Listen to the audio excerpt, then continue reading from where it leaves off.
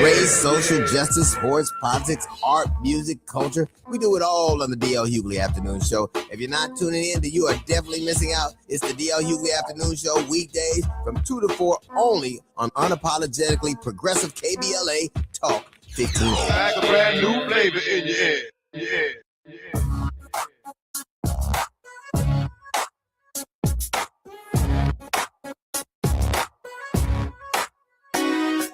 Jesse Jackson Jr. Show.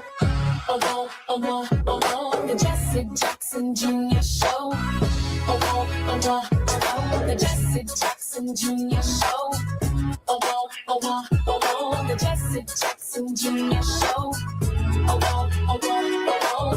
Come on and talk with me. Come on and listen to me. Come on and talk with me. Come on and listen to me. KBLA, Talk 1580, download the app.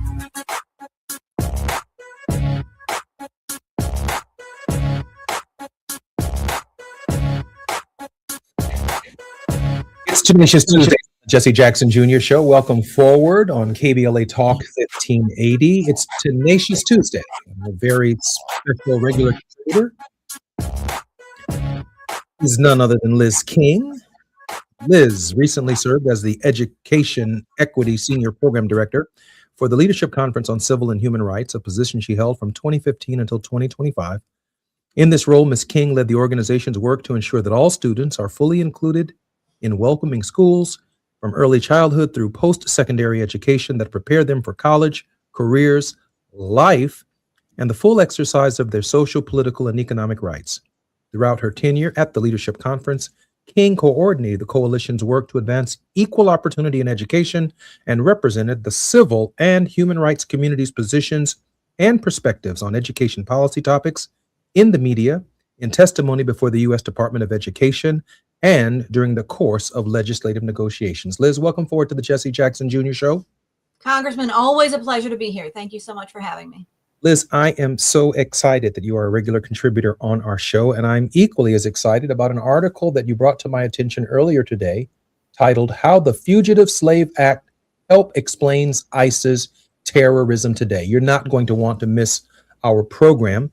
Our very special guest, contributor, Mr. Barrett Holmes Pittner, is a philosopher, author, educator, journalist, and founder of the Sustainable Culture Lab. In 2021, he published the celebrated book, The Crime Without a Name, Ethnocide and the Erasure of Culture in America, which NPR named one of the top books of the year. In it, he describes how ethnocide, the destruction of a people's culture while keeping the people, has shaped American life since the transatlantic slave trade. The destruction of African culture while keeping African people was a foundational component of the slave trade and a chattel slavery in the Americas. Through his work, research, and advocacy, Pittner has devoted himself to combating ethnocide by developing and cultivating a sustainable and nurturing culture for society. A current focus is to center the Reconstruction era of U.S. history to better understand American society today and supply a framework for reconstructing it along lines more Reconstructionism amendments to the United States Constitution. Barrett Holmes Pittner is a man after my own heart. Barrett, welcome forward to the Jesse Jackson Jr. Show. Thanks for having me, Congressman. So I'm going to do something fairly unique today. The last line of the introduction, he believes in adding amendments to the Constitution. And when I wrote the book, A More Perfect Union, Tavis, as well as everyone who's ever read the book, some of whom have referred to it as a landmark, first issued in 2001 and reissued in 2019 before my co-author, Frank Watkins, died of COVID during the COVID crisis. We offered 9 amendments to the Constitution of the United States, essentially a new Bill of Rights from 2001 to 2012 during my service in the Congress of the United States. But after I read Barrett Holmes Pittner's article, and you ought to go to Substack and get it right now, How the Fugitive Slave Act Helps Explain ISIS Terrorism Today, I shared with Liz that I want to let Barrett Holmes Pittner do most of the talking on this show. But for a few questions that I might ask for clarity here and there, Barrett, welcome forward to the Jesse Jackson Jr. Show. Thanks for that wonderful introduction. I'm looking forward to talking as much as I can. Oh, that's happening. Liz, we have about 3.5 minutes before we come forward. Liz, why don't you get us started?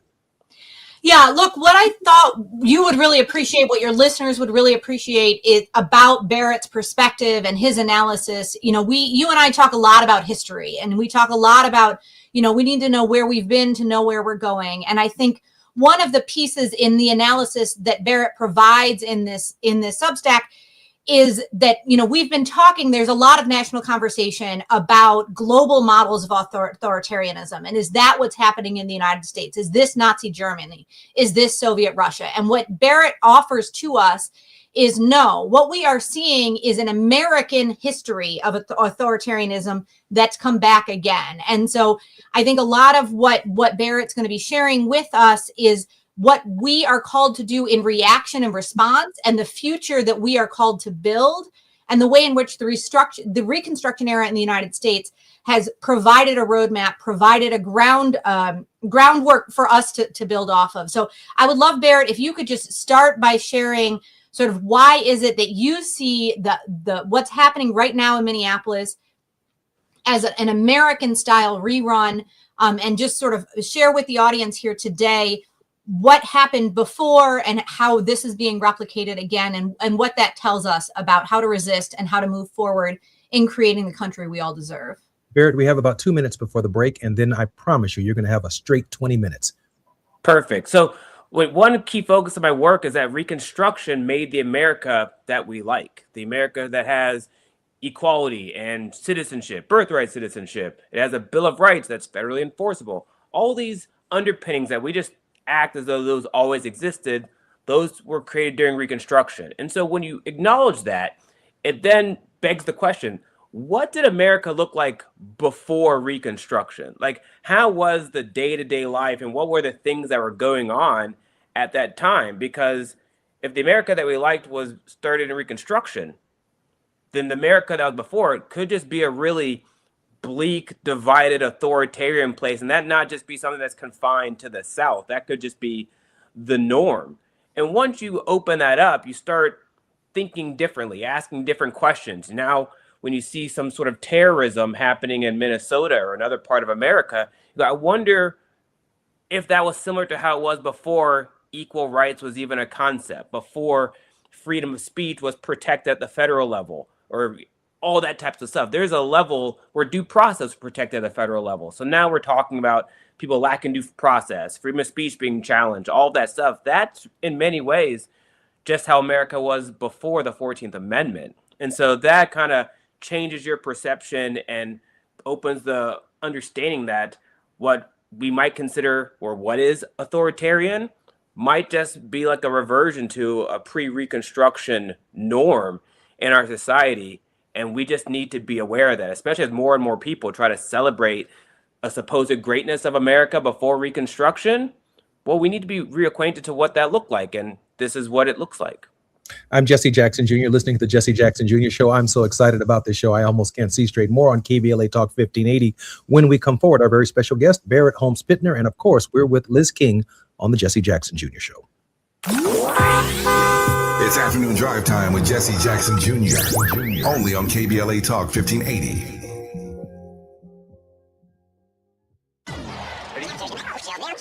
Hey, KBLA delegation, you know what's better than laughing? Laughing while celebrating the legends who made us laugh in the first place. KBLA Talk 1580 is proud to present our annual Black History Month luncheon. And this year, we're honoring comedy greats, trailblazers who broke barriers, and funny bones at the same time. You had to grow up early when we was growing up because your parents were sent to the store to buy. You was too young to buy. I want you to go to the store, give me a fifth of gin and a pack of cigarettes. Mama, I'm two. They ain't gonna let me have that. Here, take this note. You be a little boy walking down the street with liquor and cigarettes, and your neighbors be going, that's a good little boy right there. We need a little levity right about now. So we're rolling out the red carpet for comedy royalty. D.L. Hughley, Melanie Camacho, Earthquake, Lunel, Dion Cole, Martin Lawrence, and a surprise guest appearance. It's going up Thursday, February 26th in downtown LA at the Grammy Museum. An unforgettable afternoon of stories, celebration, and yes, plenty of laughs. Because let's be real, these legends don't just tell jokes. They have changed the game, opened doors, and made history while making us smile. You gotta go to child support court. You gotta get there real early in the morning. You see brothers going into court. You see them come out 3 hours later. I can't pay this. Let me talk to you, baby. Please, let me talk to the witness, Your Honor. Let me talk to the witness. Brother be working for 3 weeks, get his check is $43. This year, for the first time ever, we have set aside a limited number of individual tickets for the luncheon. They are going to go fast, and when they're gone, they're gone. So if you want a single ticket, or if your company or organization wants to sponsor a table, move swiftly and get to KBLA1580.com right now. All these comedy giants in one room on one stage at the same time? Stop it! This event is going to sell out quicker than right now and sooner than at once. KBLA Talk 1580's annual Black History Month luncheon, Thursday, February 26th at the Grammy Museum. It's gonna be legendary, just like them. What's up? What's up? You got to laugh the pain away. At Charmin, we heard you shouldn't talk about going to the bathroom in public, so we decided to sing about it. Charmin Ultra Strong. You can use less, better than the rest. Charmin Ultra Strong. Your booty past the clean test. Yes. Salmon weave texture, it's the best. Study up, teach a lesson all fresh. Your booty past the clean test. Yes, sir. Charmin Ultra Strong. Charmin Ultra Strong with diamond weave texture cleans better than the leading one-ply brand, so you can use less. Enjoy the go with Charmin. Refresh your bathroom with big savings at Lowe's. Reimagine your bathroom with up to 40% off select faucets during our Bath Savings event. Need it today? Order by 2 p.m. for same-day delivery by 8 p.m. Shop for your bathroom refresh at Lowe's. We help, you save. While supplies last, selection varies by location. Same-day delivery on eligible in-stock items, subject to availability. Fees vary. Visit Lowe's.com/same-day delivery for full terms. Now back to more of Jesse Jackson Jr. on KBLA Talk 1580. The Jesse Jackson Jr. Show. The Jesse Jackson Jr. Show. The Jesse Jackson Jr. Show. The Jesse Jackson Jr. Show. King Folly, drop the beat. Come on and talk with me. I'm Jesse Jackson Jr. Welcome to the Jesse Jackson Jr. Show. This is Tuesday. And our regular contributor, Liz King, is with us with a very special guest, Mr. Barrett Holmes Pittner. And just before I unleash him, I got up early this morning, and that's part of my problem is I don't sleep. It was at 2 o'clock this morning, and a thought came to my mind. And I wrote this, and then Barrett, it's all yours. Some people have referred to ICE as the Gestapo. That's not my experience. I've never seen a Gestapo. I don't believe that. Some people have referred to ICE as Nazis. That's not my experience. I've never experienced or seen Nazism. My experience, my scholastic experience, I should say, I'm only 60 years old, are armed sheriffs, police officers, law enforcement, segregationists, judges, lawyers wearing masks and hoods, terrorizing Black people, and they are the Klan. That's my experience. And the Klan has a grand wizard. Their behavior should be prosecuted under the Ku Klux Klan Act. That's what I believe. The Ku Klux Klan Act of 1871, the Third Enforcement Act, was a federal law enacted during Reconstruction to combat white supremacist violence. It empowered the president to use federal troops and suspend habeas corpus to fight the KKK, making conspiracies to deprive citizens of civil rights such as voting and serving on juries federal offenses. One of the things we can start on this movement of resistance is focus on locking up the Grand Wizard. That's what I wrote early this morning. Barrett Holmes Pittner, walk us through the history that arrived at your thinking on this article. So a lot of my work focuses on Reconstruction, like I mentioned. So that era of Reconstruction from 1865 to 1877, I'm very familiar with it. The time period that preceded it, very familiar. So it's not uncommon for me to see something in the present and a light bulb go off and say that's reminiscent of something in the past. For my family history, I know the history of my ancestors dating to the early 1800s into the civil rights. So it's like an all-encompassing where I'm thinking about the individual experiences of people back in those times. So it's very natural for me to see these connections. And as the years have unfurled with Donald Trump, those connections are just screaming. There's no real ambiguity. The language that they've been using since his first term in his campaign, and I wrote about this stuff when I was a columnist at the Daily Beast, are all reminiscent to the language that the Redeemers were using to try to end Reconstruction.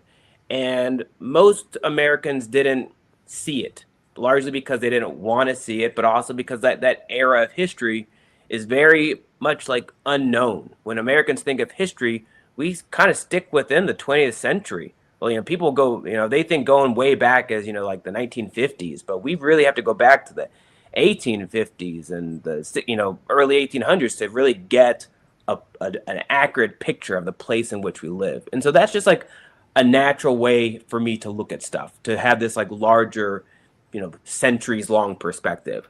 I'll say so when I saw Minnesota and Minneapolis and the Fugitive Slave Act, it was natural for me to think of something like that. But I will say, and sometime in December, Liz and I got coffee or something, and she mentioned that she was thinking about the Fugitive Slave Act for something that she was working on. And so I already had a little bug that was in my brain where the Fugitive Slave Act was just maybe if it was a little further back, it got inched a little further forward in December.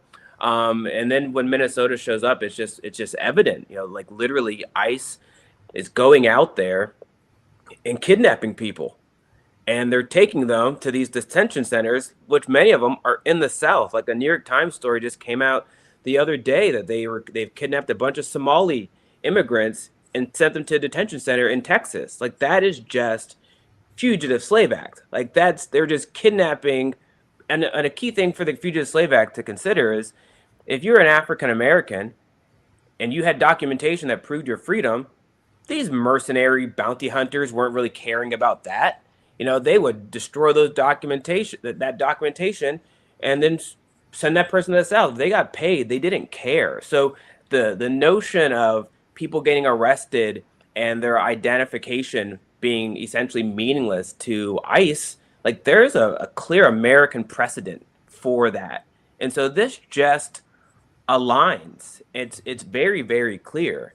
And I also, when people think of the Gestapo or the Nazis and what you wrote at 2 a.m., they often are thinking about the federal government having these mercenaries. And since the Fugitive Slave Act wasn't the American military doing it, it was individuals, it was bounty hunters.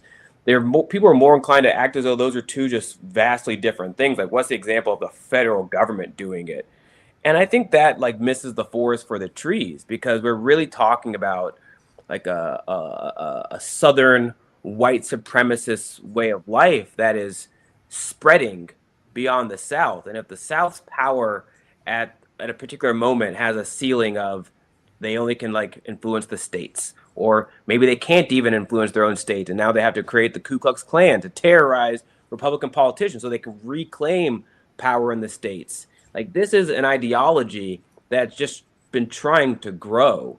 And if it grows from a state level or it grows from like a band of mercenaries to federal, it's the same thing, just with like a different access to power.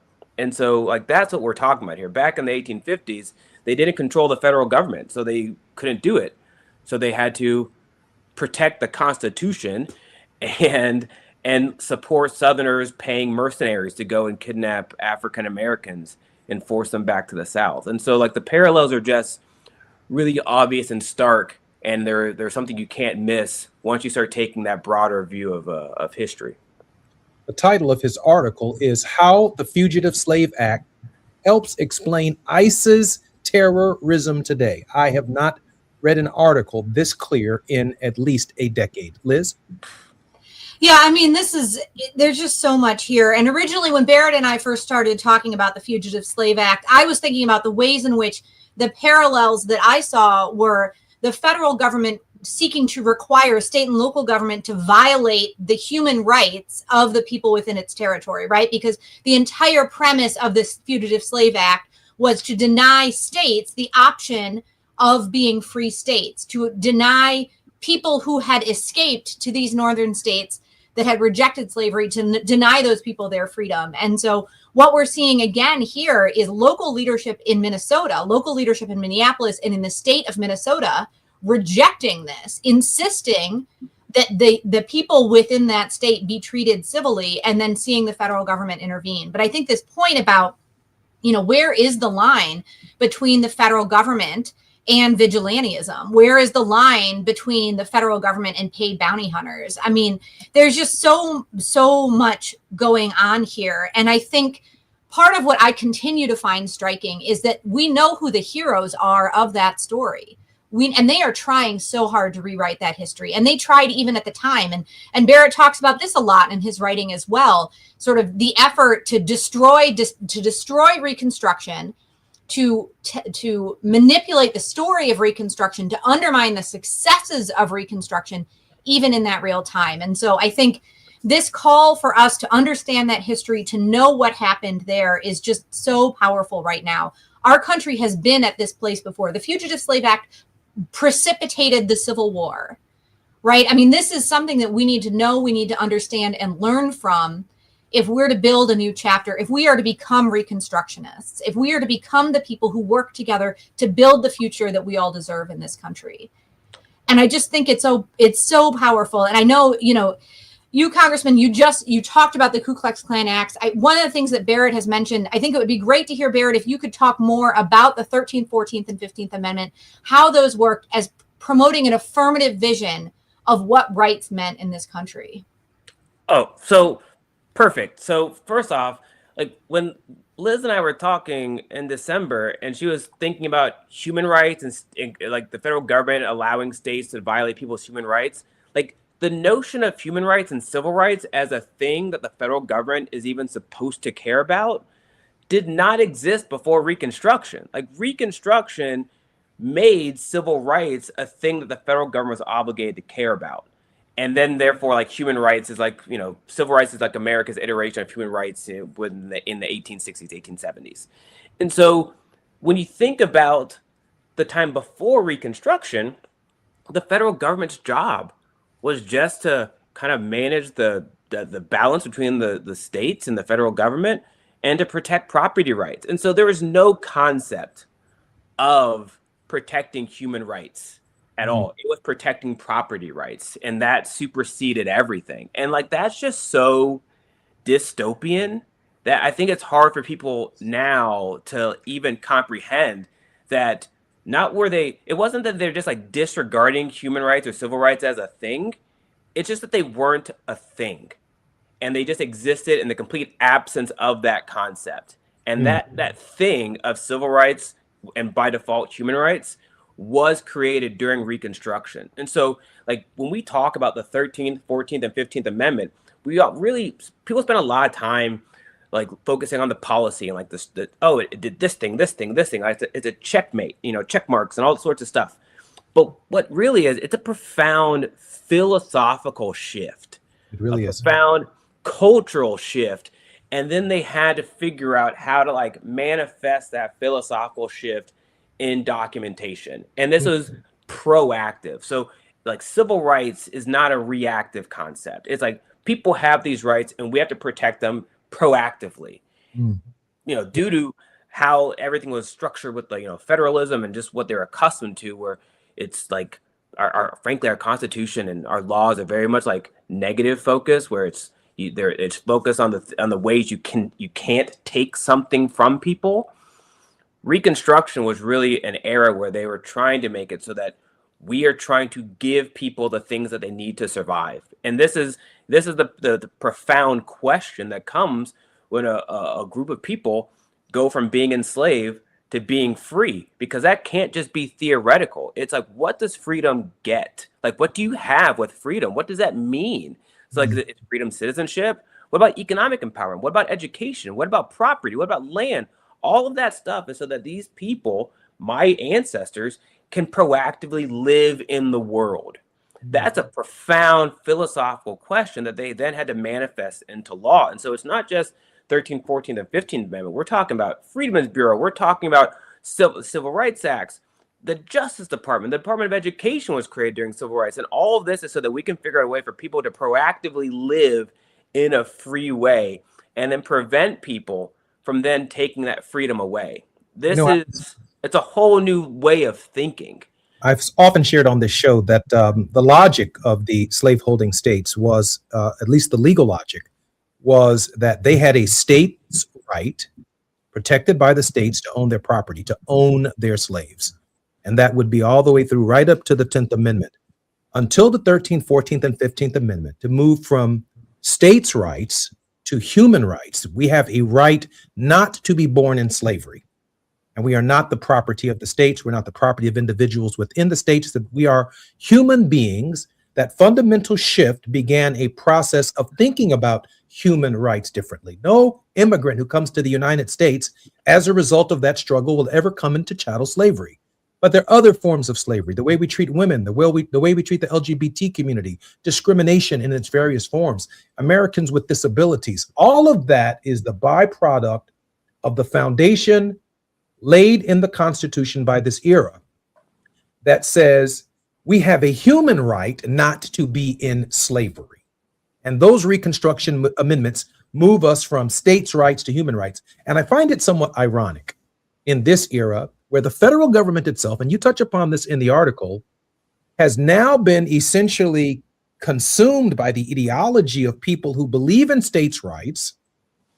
And when I spoke at the National Action Network conference about a year or so ago, I was with 5 attorney generals, including Letitia James and others, who made this argument. They are now using the 10th Amendment, states' rights, as a basis for keeping the federal government out of their states in the Trump era for the purposes of protecting individual freedoms, liberty, emancipation, because of what Donald Trump and this crowd has done by turning, if you will, the interpretive nature of the Constitution on its head. We have just about 10 seconds before we come forward, but I did want to say that I want everyone who can hear my voice, Google how the Fugitive Slave Act helps explain ICE's terrorism today. It's about a 3,500-word Substack article written by our very special guest, Barrett Holmes Pittner, who lays out the most comprehensive case for where we find ourselves at this hour. And I look forward to having him when we come forward. I'm Jesse Jackson Jr. More on KBLA Talk 1580 when we come forward. It's Afternoon Drive Time with Jesse Jackson Jr. Only on KBLA Talk 1580.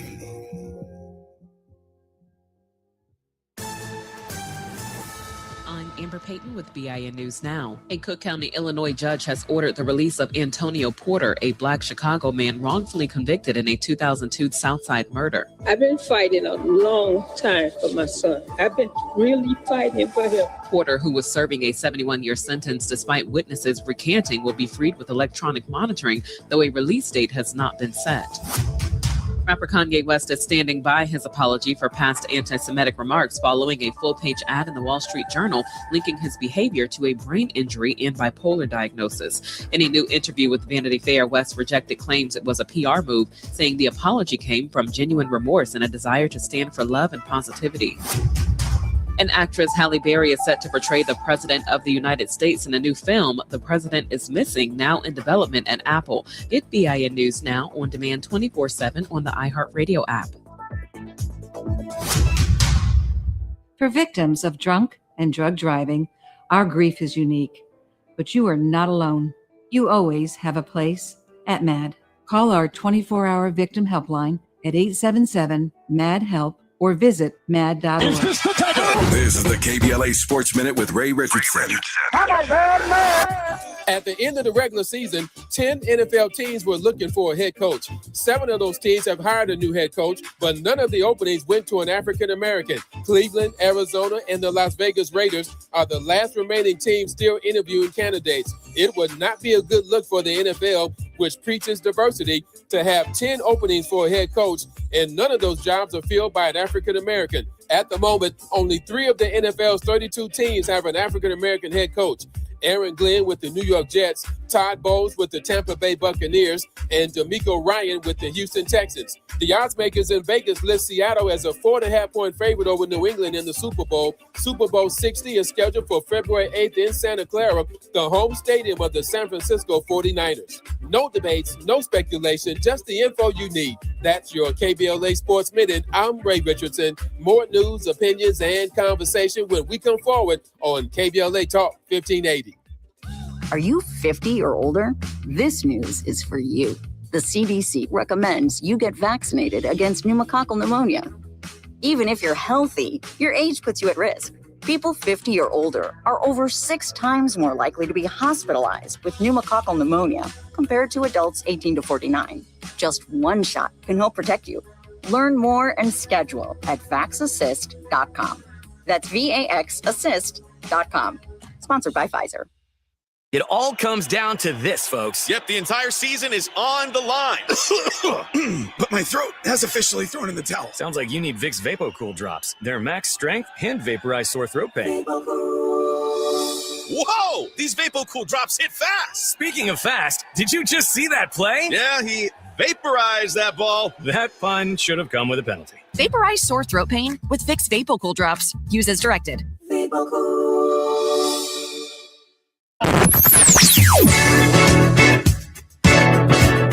Whoa,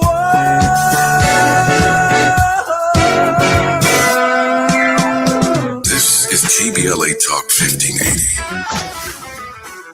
Talk radio. That's music to your ears.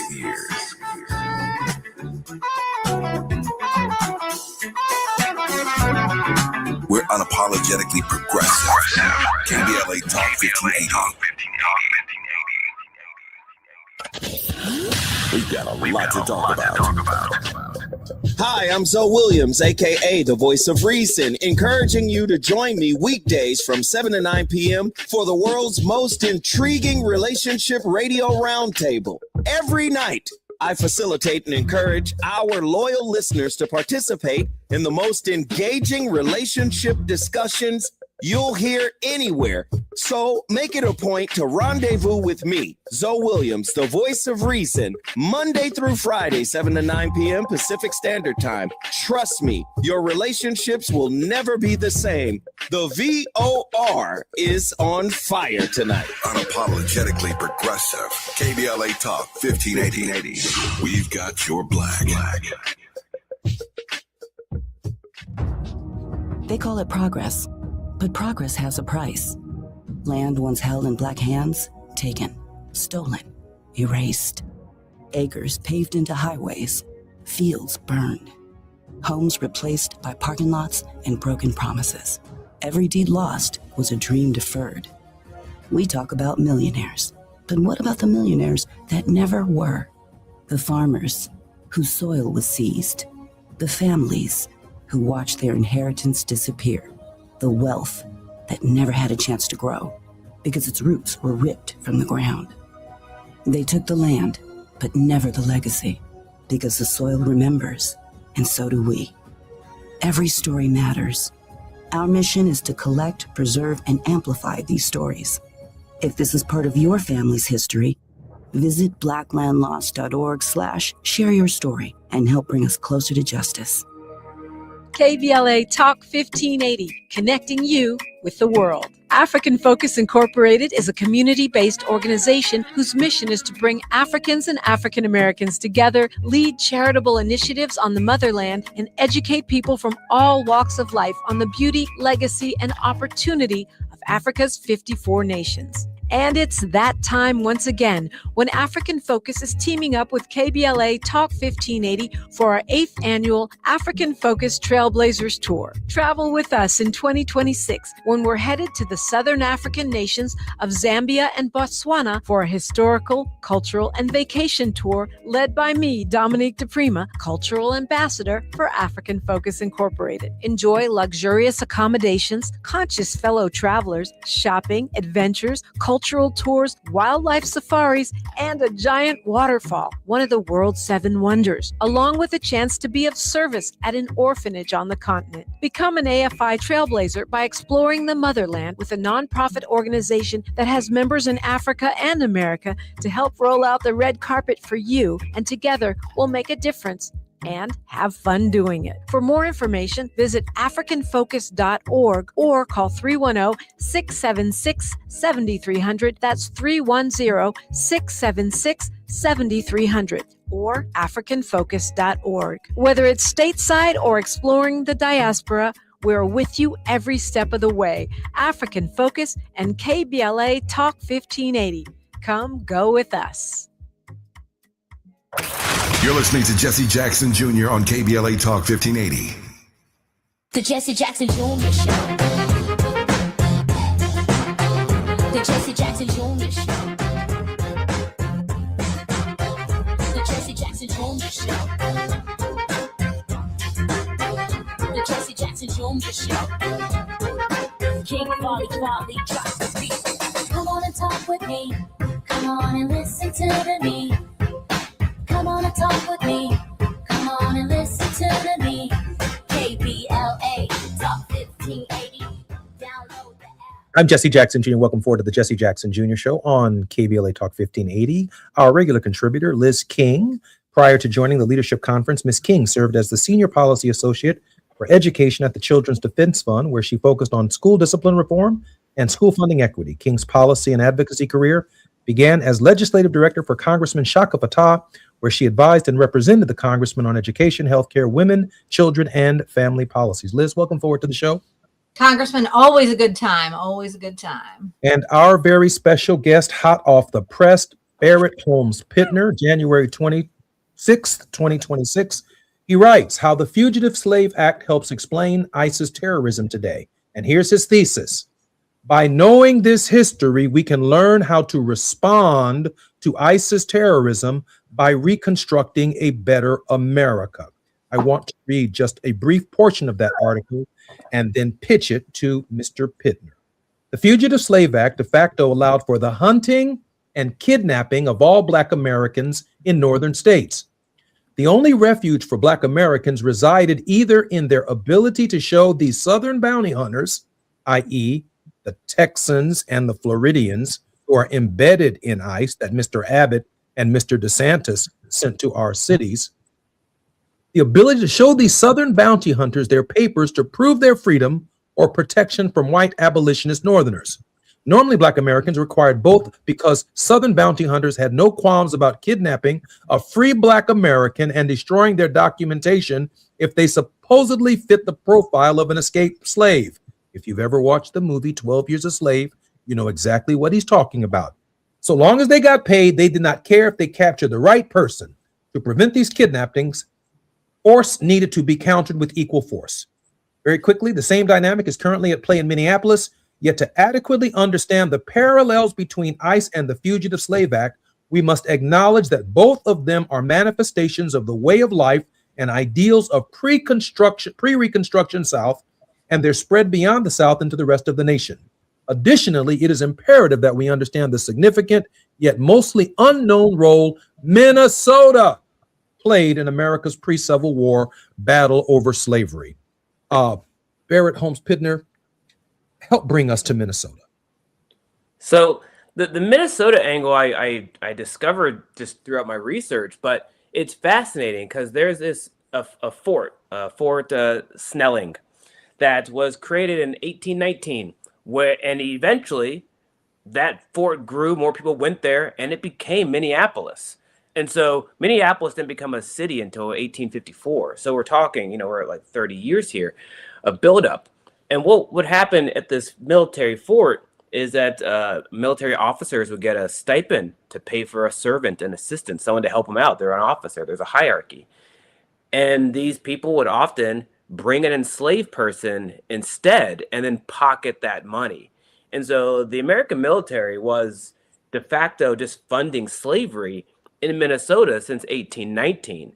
And as a result of that, since these were not states, these were territories and military outposts, there were no federal or state courts for African Americans to state their claim for their freedom, because since they were above the 36th parallel, that meant that those territories slavery was illegal in that area. So them being enslaved in this area was illegal, but the military was enslaving them and there were no courts. So how do you remedy this?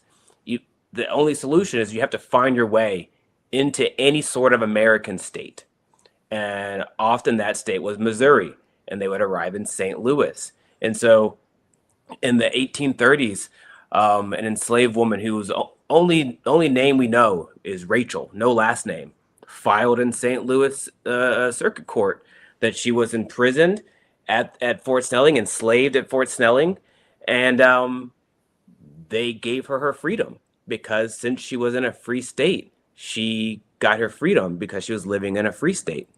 And that's what happened. So she got her freedom. And now this created a process where if you were an enslaved person and you made it to St. Louis and could find your way to a court and could find a white lawyer that would represent you, you just make this claim. And so from the 1830s, this became just like a regular practice. Rachel wasn't the only one. There were many, many others.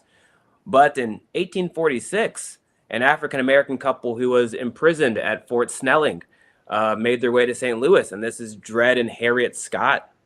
And so they made their way to Fort Snelling, to St. Louis in 1846. And if it wasn't for a procedural error in their first trial, they probably would have been granted their freedom, and we would have never heard these names. But due to that procedural error, their court, their suit extended into the 1850s. And when 1850 happened, that's when the Fugitive Slave Act happened. And now it became legal for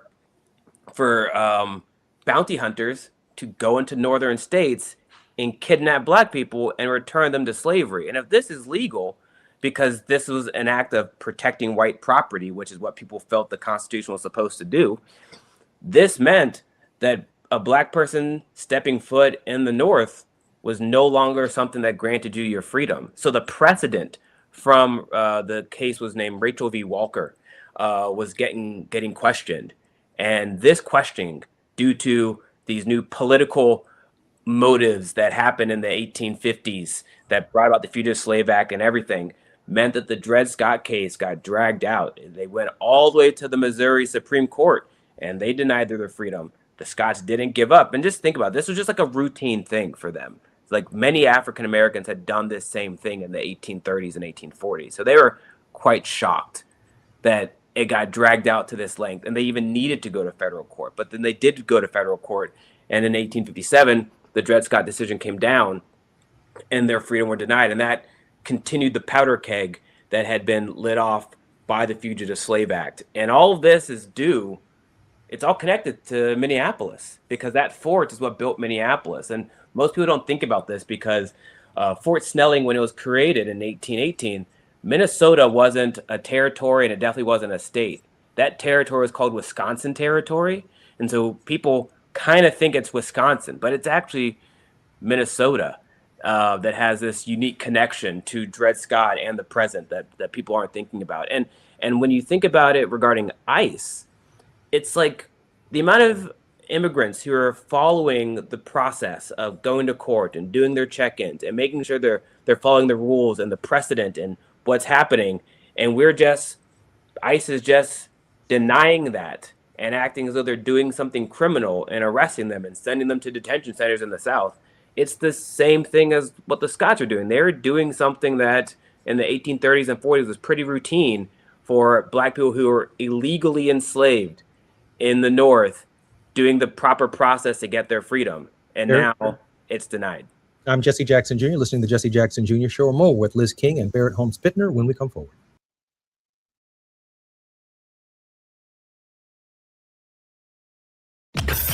While you're stuck in traffic, we can at least bring you up to speed on the news of the day. You're listening to Jesse Jackson Jr. only on KBLA Talk 1580.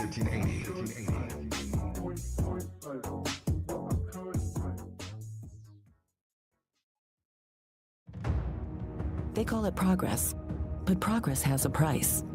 Land once held in Black hands, taken, stolen, erased. Acres paved into highways, fields burned. Homes replaced by parking lots and broken promises.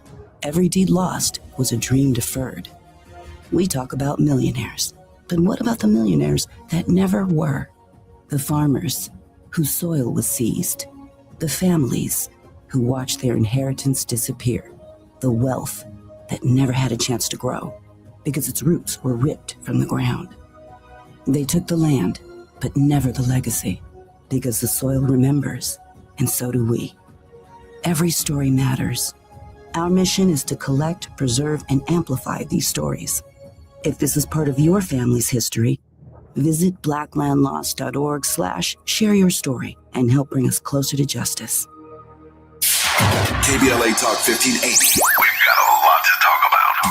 KBLA Talk 1580, connecting you with services and solutions. LA County's new Justice Care and Opportunities Department, or JCOD, is here to support justice-involved individuals and their families. The JCOD Support Center is now taking calls at 1-833-LACJCOD. That's 1-833-522-5263. Available 7 days a week from 6 a.m. to 11 p.m., the Support Center is your one-stop shop for re-entry issues and court support. They offer court reminders, connections to local services, transportation assistance for housing, court appearances, and childcare. The JCOD hotline provides personalized help to connect you with services that you need. And don't forget to check out justiceconnect.org for more information. Remember, it's free and available every day at 1-833-522-5263. This is a community call to action from KBLA Talk 1580. Lena Bloom for the Bail Project. Imagine you're stuck in a jail cell and you can't afford bail and someone offers you a way out. Just plead guilty and you can go home and kiss your kids goodnight. What do? What thousands have. You plead guilty whether you are or not. Cash bail makes poverty a crime. That's why the Bail Project helps those who can't afford it while fighting to end cash bail, because freedom should be free. Brought to you by the Ad Council. Not everything announces itself. Some things simply arrive, and the room is compelled to adjust. This is grooming without apology, without noise, without compromise. Gods and money, organic formulations, clean precision, crafted for skin that does not ask for permission to be felt. Element Cream, a rare hydration layered like an oud at dusk, measured, enduring, unmistakably masculine, moisturizing oil, a quiet revolution, restoring what stress, climate, and time attempts to claim. This is not skincare. It is composure made visible. It is inevitability. Gods and money exist impeccably. Discover the ritual at godsandmoney.com. godsandmoney.com. That's godsandmoney, MONY.com. Now back to more of Jesse Jackson Jr. on KBLA Talk 1580. The Jesse Jackson Jr. Show. The Jesse Jackson Jr. Show. The Jesse Jackson Jr. Show. The Jesse Jackson Jr. Show.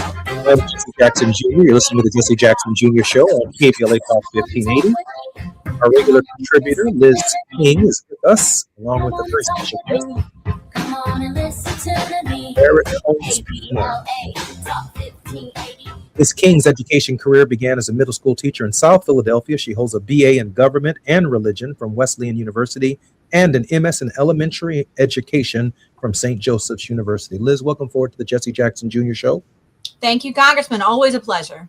We are discussing a bombshell article written on Substack by Barrett Holmes Pittner, How the Fugitive Slave Act Explains ISIS Terrorism Today. Before we go any further, Barrett, can you share with us how we can subscribe to your Substack? Oh, yes. My Substack, the name of it is called The Reconstructionist. So the website is the-reconstructionist.com. Just go to that and you can subscribe to my Substack, and it's as simple as that. Pretty easy. I appreciate you very much. Liz, why don't I pitch it to you? Yeah, thank you so much, Congressman. I mean, you know, one of the things that we're thinking about with all of the violence is Minneapolis. On some level, the racism has got so bad now that it's killing white people. And we have seen this model before, when the racism gets so bad that it gets outside of what was meant to be its confines of violence against people of color. And now it is taking white lives. You know, part of what I've been thinking about is Ella Baker and the murder of Goodwin, Schwerner, and Cheney. And, you know, these were three civil rights leaders, three civil rights volunteers who went to Mississippi to help advocate for voting rights. They were murdered, they were lynched, and in the course of the investigation, they dredged the Tallahatchie River to try and find the bodies of these three individuals. In the course of that dredging, they found the bodies of many young Black men who had been lynched, who had been murdered, and whose deaths had never been investigated. And so Ella Baker says, and there's this amazing, you know, Sweet Honey in the Rock song that a lot of people know, but Ella Baker says, when will the killing of Black men, the Black mother's son, be as important as the killing of white men, of white mother's sons? And so we have to think about here, what does white death mean in this context? We know that there were white lives that were lost during the abolition movement. We know that white lives that were lost during the civil rights movement of the 50s and 60s, obviously numerically paled in comparison to the sacrifice of Black people and other people of color who fought for the freedom for all of us. We have seen recently the accusation, they don't use the language of race traitor, but that's what they meant when they were talking about Renee Good. Those are the words they meant when they use those other words. And it is now, now is the moment. If it was a moment before, it was, geez almighty, if not today, then when will white people come together and realize that whatever whiteness, whatever benefit you may think you get from whiteness, whatever security and protection you think that it provides you, it's a lie. It's a lie. It's always been a lie. Not only is it a lie, it won't keep you physically safe anymore. And I think that is the question now that is immediately in the face of white communities. In Barrett's piece, he talks about the way in which the Fugitive Slave Act meant that the violence of slavery became in the faces of white Northerners. So white Northerners who had chosen to ignore it, who were unaware somehow, who chose to separate themselves from it, were no longer able to do that. And what we're seeing in Minneapolis is every day, more and more white bodies are taking to the street and saying, not in my name, not in my neighborhood. And so, I think there's just so much to take here. This really is a moral question for every single person, no matter their background. Which side are you on? Which side are you on? And I think it's just, there's so much here. I know there's just so much here, Congressman, about what does it mean for any of us right now? What is our obligation as human beings? As we approach our word of hope, which I'm going to ask Barrett Holmes Pittner, our very special guest, to give us in the final 3 minutes of our program, I'm reminded of Reverend James Reeb, on March 11th, 1965, the very day I was born, he was beaten to death between Selma and Montgomery. 14 days later, Viola Liuzzo met a tragic end. Both whites who came from the North, South to join the Selma to Montgomery campaign for voting rights, for human rights, for civil rights, for equal opportunity. And it was a pivotal moment. Lyndon Johnson took to the floor of the Congress and said, listen, with all of those blacks that had been dredged from the bottom of the Mississippi River, it was not enough to move the president of the United States, quite like the killing of Jimmy Lee Jackson, Reverend James Reeb, Viola Liuzzo, and a hot summer. And now we're looking here in Minneapolis at the death of Miss Good, at the death of Mr. Pretty, and we are at another inflection point where with the loss of white life, we can only imagine what the summer is going to be when ICE is in urban America, where there are African Americans and Hispanics and others who live under the First Amendment, who live under the Bill of Rights, who understand the Reconstruction Amendments, understand their basic human rights, confronting the lawlessness of this hour. Mr. Pittner, this article is shocking. It's informative. It is revelatory, and I'm encouraging everyone to go onto his Substack and find this article. Just Google it. How the Fugitive Slave Act helps explain ICE's terrorism today. Very grateful for Barrett Holmes Pittner being our very special. Barrett, we leave the last 3 to 4 minutes of our program for a word of hope. And I know that the idea of a new Reconstruction for you begins with new amendments. Yes, new amendments are key, but it's a new way of seeing the world, a new way of being able to articulate the world. And I think Reconstruction, frankly, did that to America in the 1860s. And so to touch upon what Liz was saying, the identity and the idea of whiteness that colonizers created is one that's zero sum. It's an identity that exists from being free from anything that's not yourself. You know, if you have a drop of something that's not white, that whiteness goes away. And so I think, and we're talking about hope, we're really talking about freedom and the freedom to live and commune with people of different backgrounds and everybody. And, you know, what America is built on is an idea that I call freedom from. They're trying to be free from something. You know, it's quite reactionary and isolationist and not that healthy. And I think Reconstruction kind of brought a new type of freedom. They didn't linguistically call it what I'm about to call it, but I call that a freedom with, where you're trying to be free with other people. And by trying to be free with other people, your actions are done in a way where you're trying to sustain that freedom. You know, that's why you're polite and hospitable and greet people with respect, because you're trying to be free with them for as long as you can. And I think the white Americans from the Civil Rights era to the abolitionists to Reconstruction to the present that are getting terrorized by the American establishment and the norm are the ones that are trying to be free with people, regardless of their race, regardless of their ethnicity, regardless of their gender.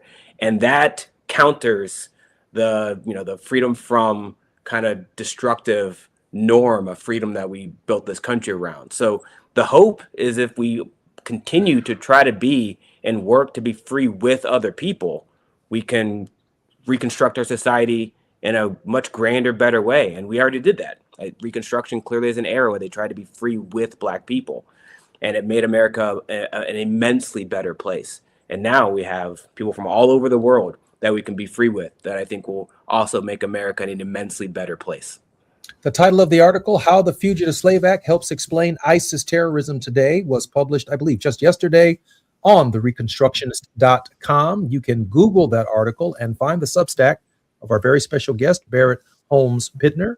I'm so honored that you spent time on our show. Barrett, I could do this with you for 3 hours. I'd like to give you an hour just to read the whole article. And I hope you come back before this article grows cold and before the summer gets hot, because people have to understand the context of this. Liz, thank you very much for bringing our very special guest to the program today. Always great to be in partnership with you, Congressman. I look forward to our show together again next week. I'm Jesse Jackson Jr. You've been listening to the Jesse Jackson Jr. Show. Our very special guest in this hour has been Barrett Holmes Pittner, extraordinary philosopher, author, educator, journalist, and founder of the Sustainable Culture Lab. In 2021, he published a celebrated book, The Crime Without a Name, Ethnocide and the erasure of culture in America. More on the Jesse Jackson Jr. Show, Tenacious Tuesdays with Barbara Arnwine when we come forward. KBLA 1580 Santa Monica. I'm Amber Payton with BIN News Now. A Cook County, Illinois judge has ordered the release of Antonio Porter, a black Chicago man wrongfully convicted in a 2002 Southside murder. I've been fighting a long time for my son. I've been really fighting for him. Porter, who was serving a 71-year sentence despite witnesses recanting, will be freed with electronic monitoring, though a release date has not been set. Rapper Kanye West is standing by his apology for past anti-Semitic remarks following a full-page ad in the Wall Street Journal linking his behavior to a brain injury and bipolar diagnosis. In a new interview with Vanity Fair, West rejected claims it was a PR move, saying the apology came from genuine remorse and a desire to stand for love and positivity. And actress Halle Berry is set to portray the President of the United States in a new film, The President is Missing, now in development at Apple. Get BIN News Now on demand 24/7 on the iHeartRadio app. For victims of drunk and drug driving, our grief is unique. But you are not alone. You always have a place at MAD.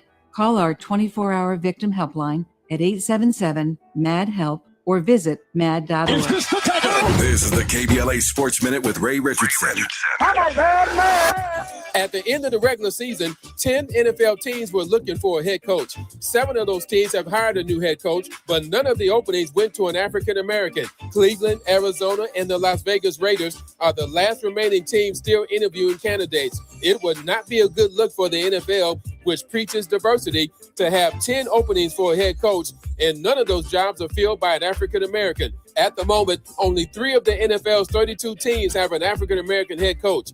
Aaron Glenn with the New York Jets, Todd Bowles with the Tampa Bay Buccaneers, and D'Amico Ryan with the Houston Texans. The odds makers in Vegas list Seattle as a 4.5-point favorite over New England in the Super Bowl. Super Bowl 60 is scheduled for February 8th in Santa Clara, the home stadium of the San Francisco 49ers. No debates, no speculation, just the info you need. That's your KBLA Sports Minute. I'm Ray Richardson. More news, opinions, and conversation when we come forward on KBLA Talk 1580.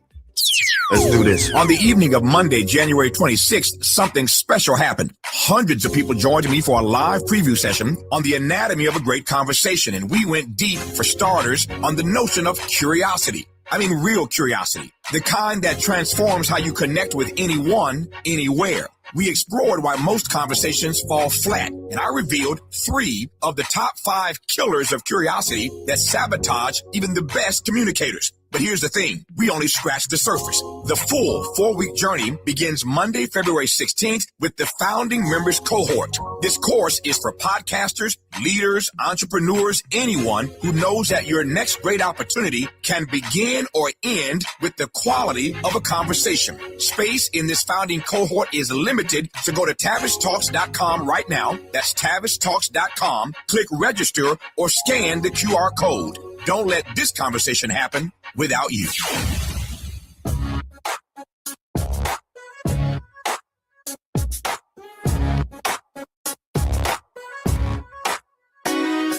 The Jesse Jackson Jr. Show. Oh, oh, oh, oh, oh. The Jesse Jackson Jr. Show. Oh, oh, oh, oh. The Jesse Jackson Jr. Show. Oh, oh, oh, oh. The Jesse Jackson Jr. Show. Oh, oh, oh, oh. Come on and talk with me. Come on and listen to me. Come on and talk with me. Come on and listen to me. KBLA, Talk 1580, download the app.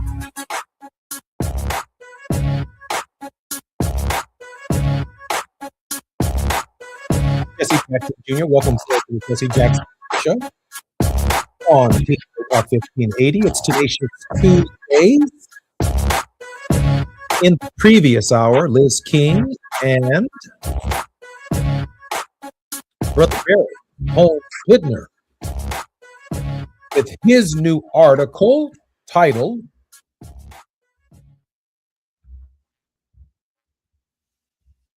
How the Fugitive Slave Act Helps Explain ISIS Terrorism Today. A very, very important thesis. And then he concludes the article with how the South became federal. How what was a regional problem, state-centered federalism, was a 50-year plan that began with Barry Goldwater, even though this isn't in the article, Mr. Conservative, and Democrats began leaving, better yet, Dixiecrats began leaving the Democratic Party and joined his not-so-subtle race-based messaging and began the construction of the modern Republican Party. That, of course, led to a Tea Party that has now led to a MAGA coalition. In the meantime, the liberal Democrats, with large African-American urban centers, as the Negro people and the free slaves began migrating north, that's how our big cities became pivotal in these states. That's why Chicago is so central to the state of Illinois being a blue state. It is why Detroit is so central to the state of Michigan being a swing state. It is why Philadelphia is so central as a major urban municipality in essentially a rural Appalachian state. It is why registering to vote in Atlanta, Georgia is the only way you get an Ossoff and a Raphael Warnock in the United States Senate. If Atlanta is not there, there's no Ossoff, a Jewish American in the Senate. There is no Raphael Warnock in the United States Senate. Atlanta is central to those two United States senators. Without certain major municipalities where African Americans have found themselves, the Congressional Black Caucus, made up of 62 members of Congress, largely hail from the Voting Rights Act and districts that are drawn under Section 2 and what was previously Section 5 of the Voting Rights Act to give African Americans, the newly freed men, an opportunity to serve in the Congress. The 1st Congressional District of Illinois is one of those districts, the 2nd Congressional District of Illinois, the 7th Congressional District of Illinois, the 4th Congressional District of Illinois, which is a Hispanically drawn district. And when the Robinson versus Clay decision is decided in June of this year, the last days, I believe, of that particular term of the Supreme Court, they decided not to do it in January because the state of Louisiana said, hey, don't rule yet. Hold it as long as you possibly can, because it would be too disruptive. Whatever you all are about to decide, it could throw the midterm elections into a complete quandary. If the Supreme Court rules in Robinson versus Clay that Section 2 of the Voting Rights Act is unconstitutional, it means not only can Pam Bondi bring a lawsuit against a historically African American congressional district, it means that any group of white plaintiffs in a congressional district can sue the state, arguing that they have been discriminated against in the construction of the district, and therefore they are not getting representation in the Congress of the United States. I know something about this. And I shared this with the leadership of KBLA and my good friend Tavis Smiley.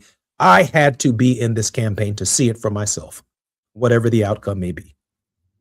I've had to work in the red parts of this district, which did not exist in the 17 years that I was in Congress, to share a vision of inclusion to even be considered. And it's doubly difficult being Jesse Jackson Jr., because the assumptions from the red looking north is that I'm part of Chicago, when the reality is in Chicago, on the South Side, in the Black communities, we have more in common with rural Illinois and their funding needs, their property tax concerns, the quality of their life, because everybody up in the north side of Chicago, downtown, they get everything. And then they paint with a broad stroke, that's Chicago. That's a code word for that's Black. And so even our representatives have to have an economic message that makes sense to the red parts of our districts. in order to be successful in a campaign. It's something you have to experience.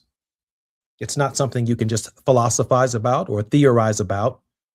But the country, I'm not prepared to say that it's hopelessly divided, because Jesse Jackson had a way out of this for all of us, to which I am profoundly grateful. And, of course, the beneficiary of. When we come forward, Barbara Arnwine, Esquire, the president and founder of the Transformative Justice Coalition, internationally renowned for her contributions on critical justice issues, including the passage of the landmark Civil Rights Act of 1991 and 2006, reauthorization of the provisions of the Voting Rights Act, currently also serves as co-chair and facilitator of the National Commission on Voter Justice, the Millennial Vote Matters convenings, and the Voting Rights Alliance. Barbara, I know you're here, but we're coming forward in just a moment. Welcome forward to the Jesse Jackson Jr. Show. Good to be here. More on KBLA with our most tenacious guest on Tenacious Tuesdays, the Honorable Barbara Arnwine, when we come forward on KBLA Talk 1580.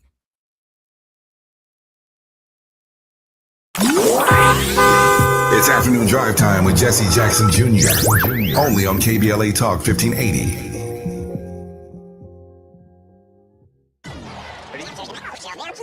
Hey, KBLA delegation, you know what's better than laughing? Laughing while celebrating the legends who made us laugh in the first place. KBLA Talk 1580 is proud to present our annual Black History Month luncheon. And this year, we're honoring comedy greats, trailblazers who broke barriers, and funny bones at the same time. You had to grow up early when we was growing up, because your parents were sent to the store to buy.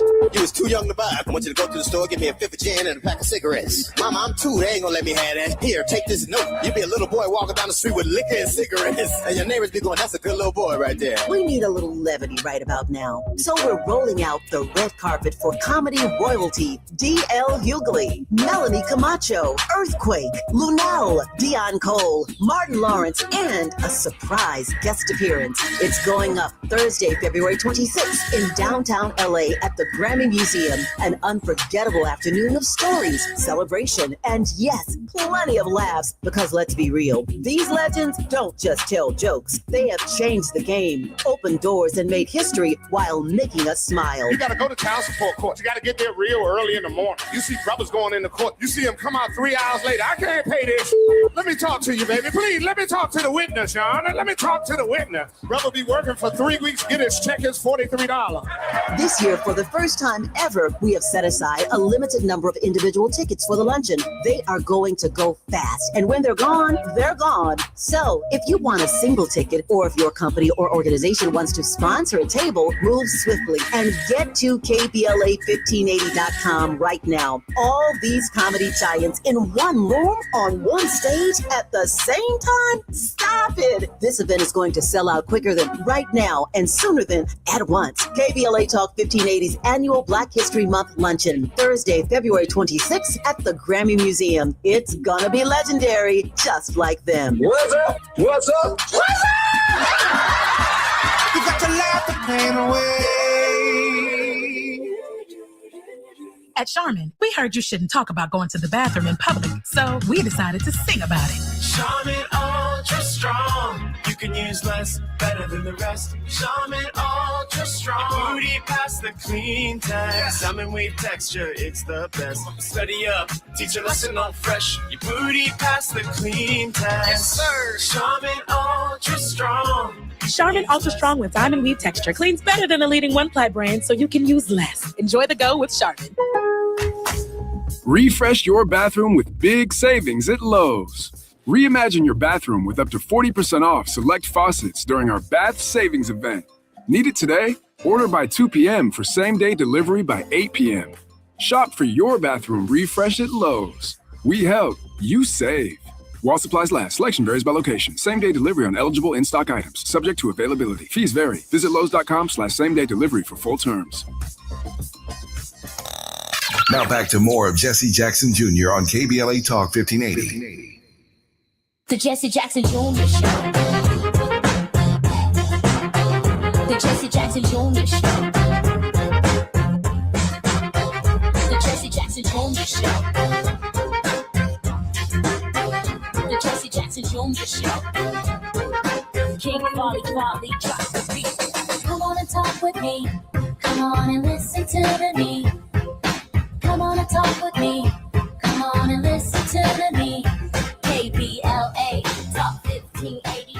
I'm Jesse Jackson Jr. Welcome forward to Tenacious Tuesdays on the Jesse Jackson Jr. Show. Our most tenacious host is none other than attorney Barbara Arnwine. Barbara, welcome forward to the show. It's great to be here. Barbara, I got to congratulate you first and foremost for a successful walkout this week. Share with our listeners what that meant across the country and in Minnesota. Oh my goodness, 50,000, an estimated 15 to 50,000 people. It looks like the 50,000 is the right estimate. Took to the streets of Minneapolis and in other places around the country. And everybody, this was last Friday, before the murder of Alex Preety. So I just want people to know that they took to the street in a general strike. Did you hear me? A general strike. They got 60 businesses to close their operations and to write a letter to President Trump saying, end the metro surge. Get ICE out of here.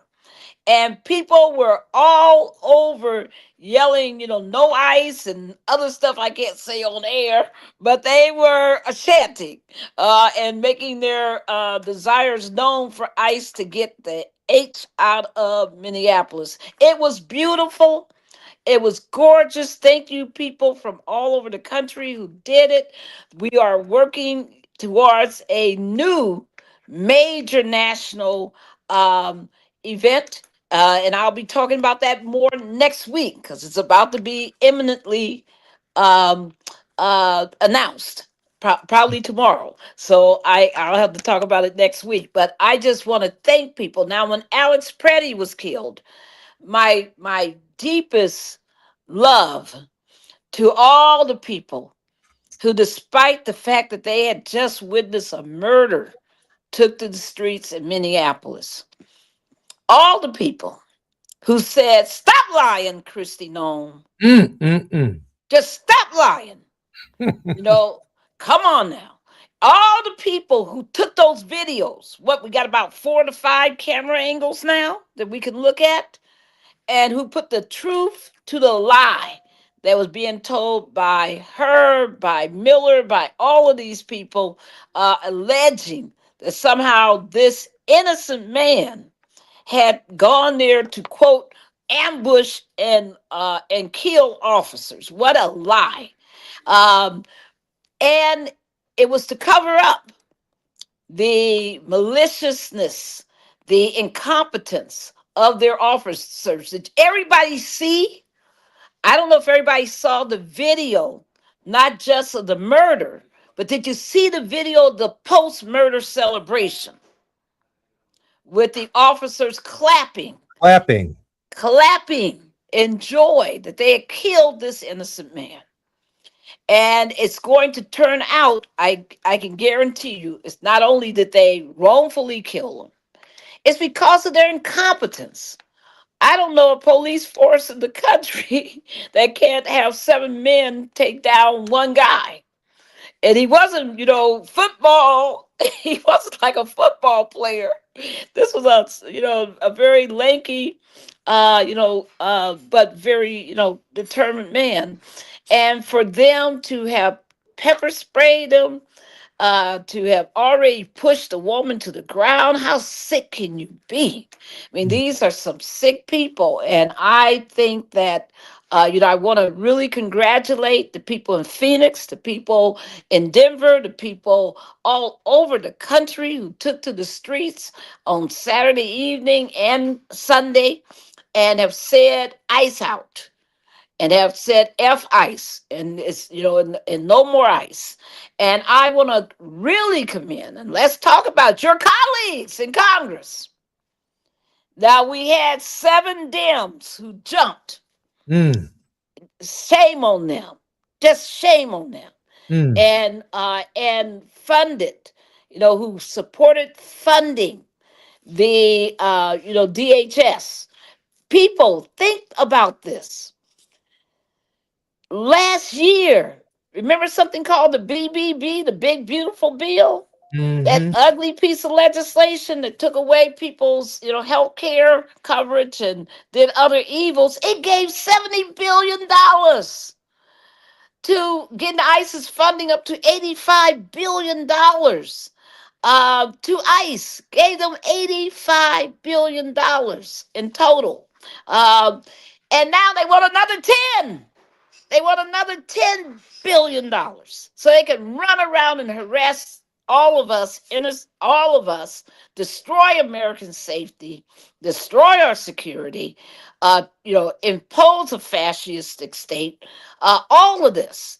And we must resist. And I'm so proud that people, the Senate, that already you've had even Dick Durbin, who has been known to, quote, support, quote, the other side, and quote, cross the aisle for bipartisanship, saying no way, no more money for ICE. And that to me is a good step. It's one that they must take. Anybody, including from any party, who supports more money to ICE is a betrayer of the American people. Period. Period. First of all, again, congratulations on the walkout day and the strike. Is it your sense that this is heading in the direction of a general strike as the momentum builds for the entire nation to shut the country down? Is that where this is going? Absolutely. I mean, one thing that was clear, I mean, it's probably correct. A lot of people were saying prior to Pretty's, murder, Alex's murder and Renee's murder, people were saying, the country's not ready. But after killing, Keith Porter, after killing Renee Good, and now Alex Pretty, with all the tapes where everybody can see clearly what happened. He didn't have a car. He had nothing but his phone in his hand. And after people saw that, I think the atmosphere has now been created for a general strike, that the people are ready. And it's going to require, good organizing. But I'm hopeful that, people will realize what's at stake. One of the stories that I hope people have heard is that on Saturday, this is how cold-blooded these people are. This is how determined they are to destroy our democracy. How many people listening heard that Pam Bundy on Saturday sent a letter to Governor Walz saying, that's the governor of Minnesota, saying that we will withdraw ICE, all of ICE, that we will withdraw the National Guard, that we will, get out of your state and we'll end the surge as long as you will give us your voter database. How about that? What does the voter database have to do with immigration enforcement? What does it have to do with it? Except the retribution that Donald Trump is after includes states that did not vote for him, urban areas that did not vote for him, that carry those states. He is bringing a retribution agenda and terror ahead of the terms to those communities. Barbara, you know what? One thing I learned about preaching when I was in the seminary is when the moment is propitious. Brothers and sisters, listen to me. Wherever you are within the sound of my voice, we're not asking you to do what Barbara Arnwine does. But Barbara is one of the major players in organizing the National Walkout, her organization, which is in coalition with dozens, if not hundreds of other organizations around the country providing national leadership. We need her leadership. And all we ask is that we be the wind beneath the wings of Barbara Arnwine and KBLA because of the freedom of the ability to project our voices and to sustain the movement. Barbara, how can we support the Transformative Justice Coalition? You can give to us at tjcoalition.org, tjcoalition.org. And everyone, you can do something today, right now. Go to your telephone, your mobile device, go to whatever you got that you can call somebody and call this number 202-224-3121. The Senate is going to vote imminently any day now on whether or not it's going to give ICE, murderous, vicious, abusive ICE, another $10 billion. You call them right now, 202-224-3121, and tell those senators, vote no on DHS funding. No on DHS funding. No money to Homeland Security to kill us. No. Now, did you hear that no on Facebook? This isn't you, not for you, Barbara. Did you hear that no when you read the New York Times this morning? Did you hear that no on any other program in America? No, you heard it right here in real time.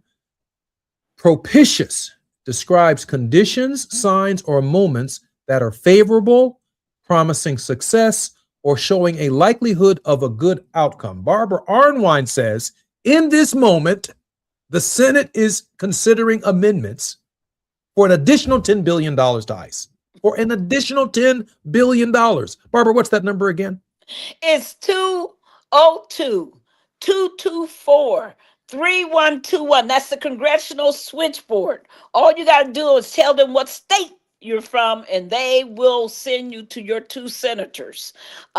Be sure to do this, people. Don't be telling me that there's nothing you can do. Don't be telling me that this is, that there's no action that is worthy.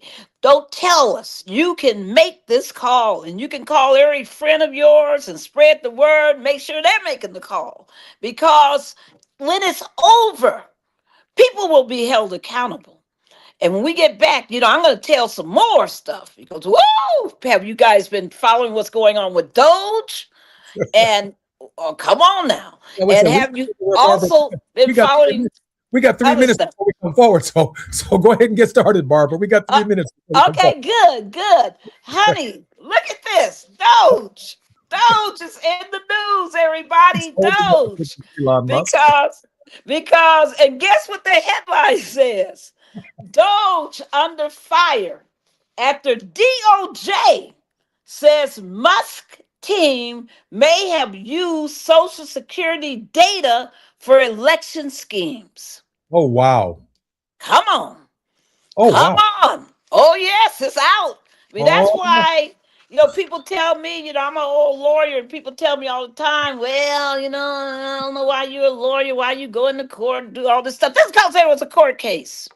And the judge ordered some discovery. And of course, DOJ originally lied and said, oh, there's no evidence that there's such a thing. But somebody started thinking about, hey, I might go to jail. And they came up and they turned over evidence showing that that Doge was up there in our Social Security data, and turned it over to, get ready, folks, who are they accused of turning this data over to? Try a private entity that works on voting. And they haven't named the entity, but who, inquiring minds want to know, because some folks need to go to jail.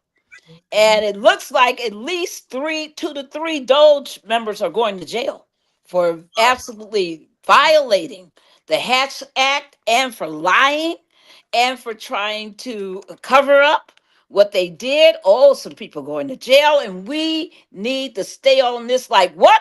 Right on white. Like white on rice. Come on now. Or like gravy on a chitlin. You got it. Not me. Because this is real, folks. This is not, I said Doge was nothing. We got Not a voter suppression scheme. This proves Jesse it. Jackson Jr. on KBLA Talk 1580. More on Tenacious Tuesday with Barbara Arnwine on KBLA Talk 1580 when we come forward.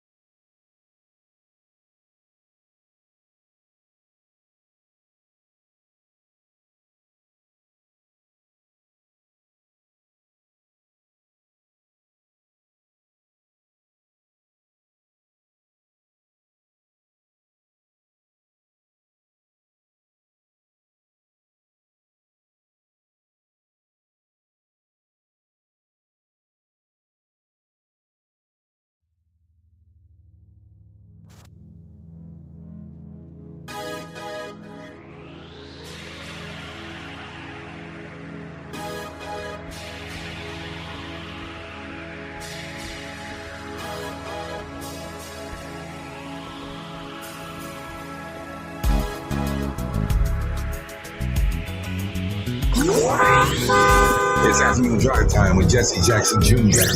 Only on KBLA Talk 1580.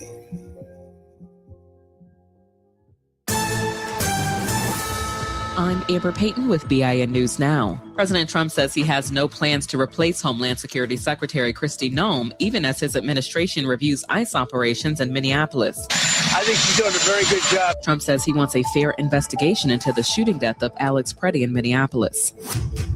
President Trump has signed an executive order aimed at speeding up wildfire rebuilding in Los Angeles County, promising to cut red tape in hard-hit areas like Pacific Palisades and the historically black neighborhood Altadena. The president blamed California Governor Gavin Newsom and Black Los Angeles Mayor Karen Bass for what he called failures in wildfire preparation, response, and recovery, though it's still unclear how much impact the order will have. In North Carolina, Central University is earning national recognition for its online programs, ranking 3rd among HBCUs and 9th overall in North Carolina. Get BIN News Now on demand 24/7 on the iHeartRadio app. For victims of drunk and drug driving, our grief is unique. But you are not alone. You always have a place at MAD. Call our 24-hour victim helpline at 877-MAD-HELP or visit mad.org. This is the KBLA Sports Minute with Ray Richardson. At the end of the regular season, 10 NFL teams were looking for a head coach. 7 of those teams have hired a new head coach, but none of the openings went to an African-American. Cleveland, Arizona, and the Las Vegas Raiders are the last remaining teams still interviewing candidates. It would not be a good look for the NFL, which preaches diversity, to have 10 openings for a head coach, and none of those jobs are filled by an African-American. At the moment, only 3 of the NFL's 32 teams have an African-American head coach. Aaron Glenn with the New York Jets, Todd Bowles with the Tampa Bay Buccaneers, and D'Amico Ryan with the Houston Texans. The odds makers in Vegas list Seattle as a 4.5-point favorite over New England in the Super Bowl. Super Bowl 60 is scheduled for February 8th in Santa Clara, the home stadium of the San Francisco 49ers. No debates, no speculation, just the info you need. That's your KBLA Sports Minute. I'm Ray Richardson. More news, opinions, and conversation when we come forward on KBLA Talk 1580.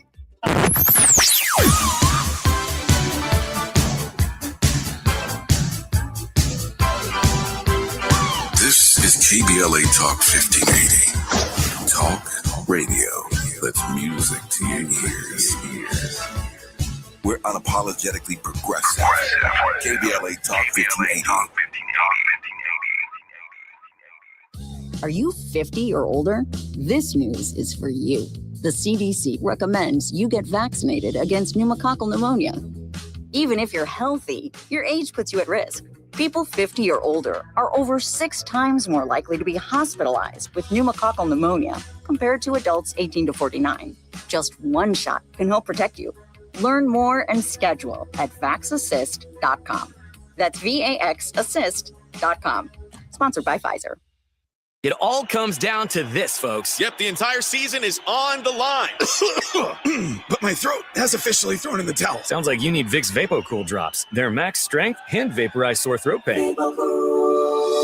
Whoa! These VapoCool drops hit fast. Speaking of fast, did you just see that play? Yeah, he Vaporize that ball. That fun should have come with a penalty. Vaporize sore throat pain with Vicks VapoCool drops. Use as directed.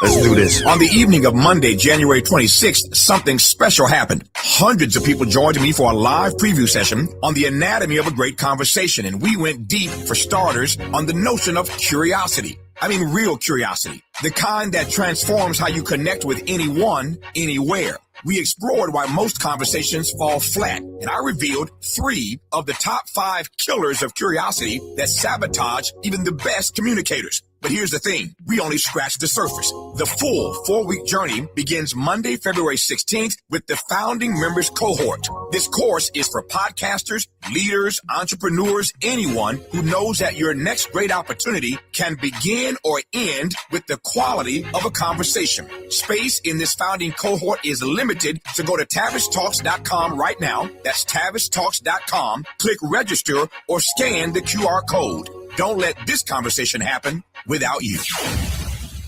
Still battling a thirsty lawn that guzzles water and drains your wallet? Let LADWP turn that patch of grass into a gorgeous drought-smart garden for free. We're talking a full California-friendly landscape makeover designed and installed by pros at no cost to you. That's right, LADWP does the work, you get the upgrade. Ready to transform your yard and save big? Visit LADWP.com/leap. That's LADWP.com/LEAP. KBLA Talk 1580, connecting you with the world. African Focus Incorporated is a community-based organization whose mission is to bring Africans and African Americans together, lead charitable initiatives on the motherland, and educate people from all walks of life on the beauty, legacy, and opportunity of Africa's 54 nations. And it's that time once again when African Focus is teaming up with KBLA Talk 1580 for our 8th annual African Focus Trailblazers Tour. Travel with us in 2026 when we're headed to the Southern African nations of Zambia and Botswana for a historical, cultural, and vacation tour led by me, Dominique DePrima, Cultural Ambassador for African Focus Incorporated. Enjoy luxurious accommodations, conscious fellow travelers, shopping, adventures, cultural tours, wildlife safaris, and a giant waterfall, one of the world's 7 wonders, along with a chance to be of service at an orphanage on the continent. Become an AFI trailblazer by exploring the motherland with a nonprofit organization that has members in Africa and America to help roll out the red carpet for you, and together we'll make a difference and have fun doing it. For more information, visit africanfocus.org or call 310-676-7300. That's 310-676-7300 or africanfocus.org. Whether it's stateside or exploring the diaspora, we're with you every step of the way. African Focus and KBLA Talk 1580. Come go with us.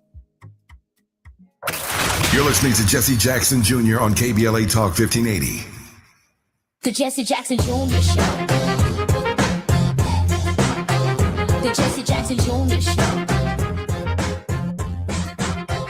The Jesse Jackson Jr. Show. The Jesse Jackson Jr. Show. King Volley drops the beat. Come on and talk with me. Come on and listen to me. Come on and talk with me. Come on and listen to me. KBLA Talk 1580. Download the app. Thank you. I'm Jesse Jackson Jr. Welcome forward to the Jesse Jackson Jr. Show on KBLA Talk 1580. It's Tenacious Tuesdays with none other than our most outstanding host, Dr. Barbara Arnwine. Attorney Arnwine, welcome forward to the show. It's great to be here. Barbara, during the break, I looked it up. NBC News reports Trump administration says Doge may have misused Social Security data. An unnamed political advocacy group contacted the Department of Government Efficiency staffers in a bid to gain access to state voter rolls. Let me read these 2 paragraphs if you don't mind. Come on now. The Justice Department alerted a federal judge in Maryland that members of the Department of Government Efficiency working with the Social Security Administration may have misused data it obtained from that agency. In a court filing Friday, Justice Department officials said SSA representatives told them a recent review found that in March, after a temporary restraining order by the Maryland judge blocking Doge's access to SSA went into effect, an unnamed political advocacy group contacted 2 members of the agency's Doge team with a request to analyze state voter rolls that the advocacy group had acquired. The advocacy group stated its aim, the Justice Department writes, was to find evidence of voter fraud and to overturn election results in certain states. Barbara, I have a question for you. Yes. Now, Donald Trump seems to have suggested, either directly or indirectly through some of his minions, that he will take pressure off of the state of Minnesota, the ICE raids, the ICE behavior, if the state, as one of his preconditions, turns over the voter rolls. What does that have to do with immigration enforcement whatsoever? Everybody be aware of their playbook. They want to create a voter database nationwide so that they can do a cross check and say that, that anybody with my name, Barbara Arnwine, people say, oh, that's a unique name. Guess what? There are 4 other Barbara Arnwines in this country. 4 others. And if the one in California is registered or the ones in California are registered and I'm registered here, they're going to claim we're the same people and invalidate both of our registrations. That's what CrossCheck did. It took years of litigation to kill CrossCheck, but they're bringing it back. And what's going to happen is you're going to show up to your voting place and you're going to say, I'm ready to vote. And they're going to tell you, no, you're not, because you're not on the federal voter registration database.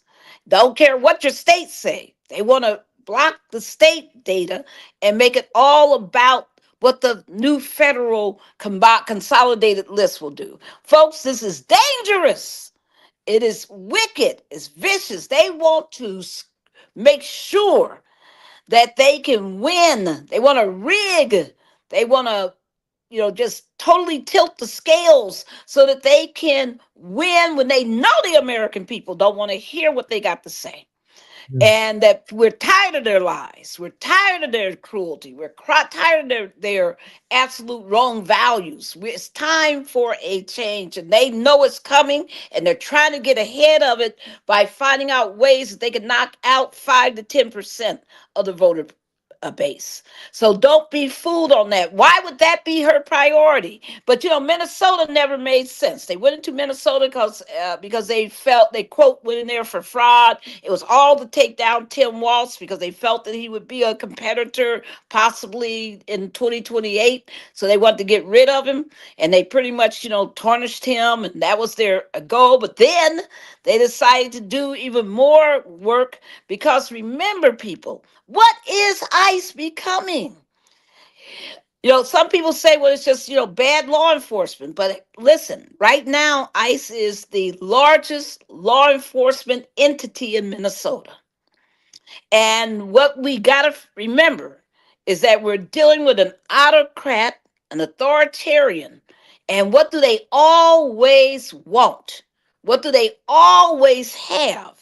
That is their own private police force.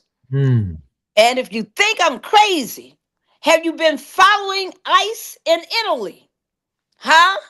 Have you been? Yes.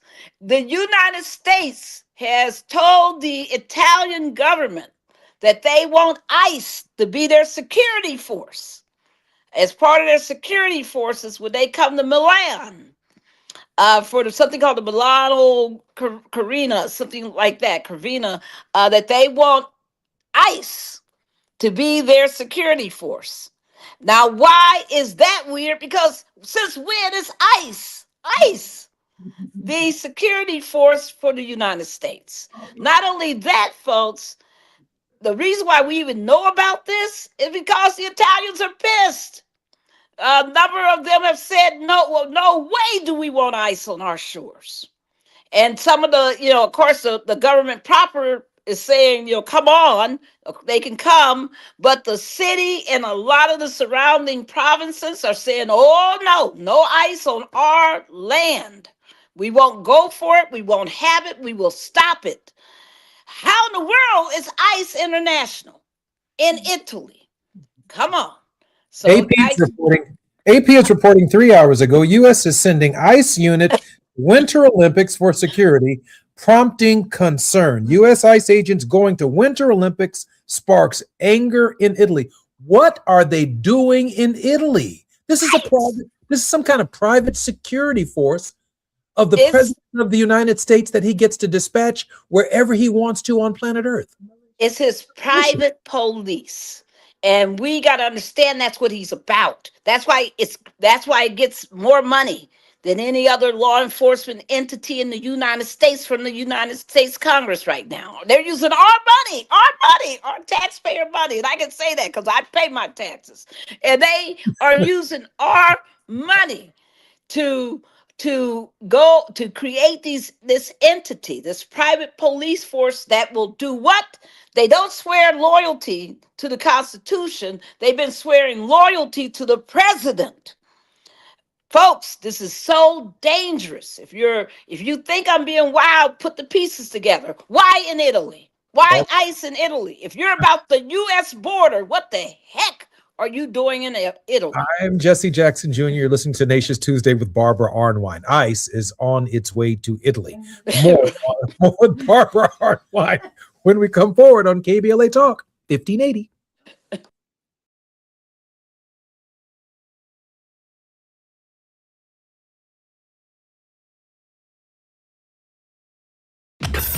While you're stuck in traffic, we can at least bring you up to speed on the news of the day. You're listening to Jesse Jackson Jr. only on KBLA Talk 1580.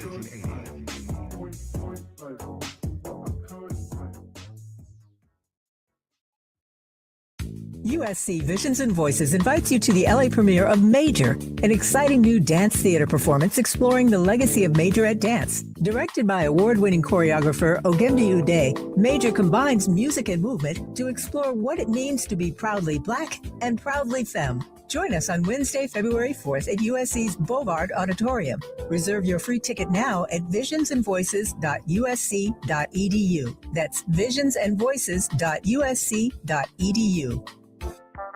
Are you drowning in IRS tax debt? Angela was. She called Civic Tax Relief and saved over $80,000. Felicia was having health problems, got behind on her taxes, interest and penalties were adding up. She called Civic Tax Relief and saved over $15,000. Civic Tax Relief is a professional tax negotiation firm that can protect you from the IRS. If you're getting collection letters, call Civic Tax Relief for a free consultation. They will go to work helping you discover all the relief programs you may qualify for free. James owed the IRS $37,000. Civic Tax Relief represented him against the IRS, and by the time everything was completed, he did not owe the IRS anything. If you are in trouble with the IRS, call Civic Tax Relief for your free consultation now. 800-200-2257. 800-200-2257. Get a free consultation and real tax relief. Call 800-200-2257. 800-200-2257. Let's do this. On the evening of Monday, January 26th, something special happened. Hundreds of people joined me for a live preview session on the anatomy of a great conversation, and we went deep, for starters, on the notion of curiosity. I mean, real curiosity. The kind that transforms how you connect with anyone, anywhere. We explored why most conversations fall flat, and I revealed 3 of the top 5 killers of curiosity that sabotage even the best communicators. But here's the thing, we only scratched the surface. The full 4-week journey begins Monday, February 16th with the Founding Members Cohort. This course is for podcasters, leaders, entrepreneurs, anyone who knows that your next great opportunity can begin or end with the quality of a conversation. Space in this Founding Cohort is limited, so go to TavishTalks.com right now. That's TavishTalks.com. Click register or scan the QR code. Don't let this conversation happen without you. KBLA Talk 1580. We've got a lot to talk about. KBLA Talk 1580, connecting you with services and solutions. If you need help getting your resume in order, finding job training, or landing a job, we've got 3 great options for you. First, the City of Los Angeles has WorkSource centers across the area offering free job support. The California Workforce Development Board can help you with everything from GED prep to vocational training at no cost to you. On the federal level, the Department of Labor's American Job Centers offer a full range of services for job seekers and businesses alike. Visit careeronestop.org, or for more info, just call California's Help Center or visit cwdb.ca.gov or call 916-657-1440. For the City of Los Angeles programs, go to ewdd.lacity.gov or call 213-744-7300. All these services are free to help you get your next job. This is a community call to action from KBLA Talk 1580.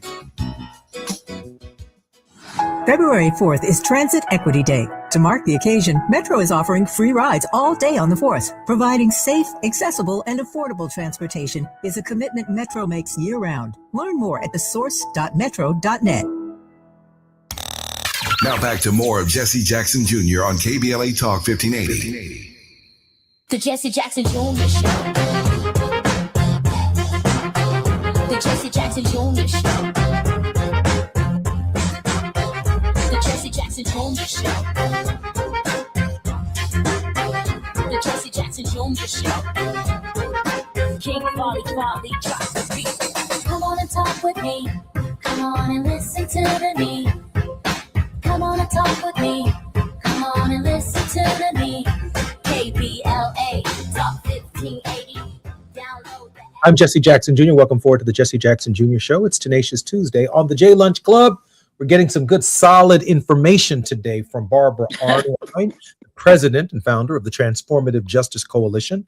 She shared with us that she had been working hard organizing a national day of walking out at a certain time, and those numbers have multiplied across the country, and there is increasing talk that this could result in a general strike. That is a day or two, or maybe even a prolonged period where the American people come together and reject our national leadership. An extraordinary moment in the history of our country, an extraordinary moment in the history of our republic. It all starts somewhere. I know it started with the Pullman strike and led to mass efforts to engage organized labor and fighting for the middle class in this nation. Barbara, give us some idea of where this is going from your perspective, given the very nature of the tenuous period within which we find ourselves. The issue for me right now is whether or not the progressive movement can learn from Black history. Whether or not the progressive movement can learn from the police brutality and racial control that has been at the center of American policing, whether or not they can learn how, we have spent all these years bemoaning and crying and suffering as our people are being killed in the streets. And folks saying whatever narrative the police put out there, whatever false lie they pull out there, always criminalizing the victim and all of the stuff that we are now seeing them doing with Renee Good, seeing them doing with Alex Preddy. Welcome to our world is what a lot of Black folks have been saying. And my question is, can the progressive movement understand that what you're seeing in ICE, we're seeing in a lot of local law enforcement? The question is, can the movement expand its perspective, get out of its myopia and look broadly and say, my goodness, yes, Black Lives Matter still. Can they see it? Scott Nagagwa,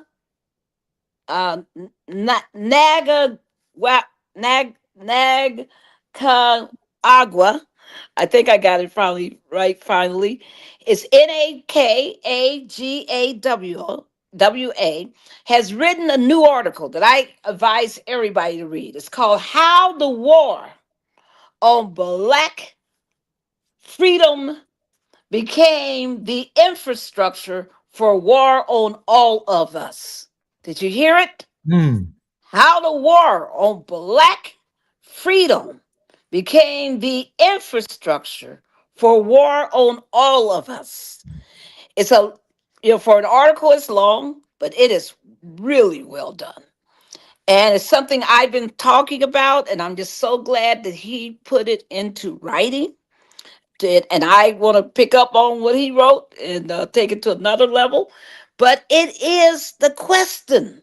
Because if we're going to ever have racial equality and a true multiracial democracy, then we got to get beyond, being caught in the moment. And we got to understand what all of this is. The United States has always had a racial fascism model, and it's always been there to exploit. And that's precisely what Trump is doing. That's precisely what his autocratic authoritarianism is about. And if people don't understand that he's just exploiting a trend line that's there, and the only way you get rid of the disease is that you got to get to the cure. And the cure is people who call themselves progressive, truly understanding the moment we're in, and understanding the roots of it, and understanding all of the disease links. That it's like going in and trying to treat cancer, and you only go to one, but not one affected area, when there are others. People, we must do better. And I am really happy to see Scott's article, and I understand he's been speaking, because some people told me they've heard him speaking on this. So much love and respect to him. I also, if I may, want to encourage people. No Kings 3 is coming up.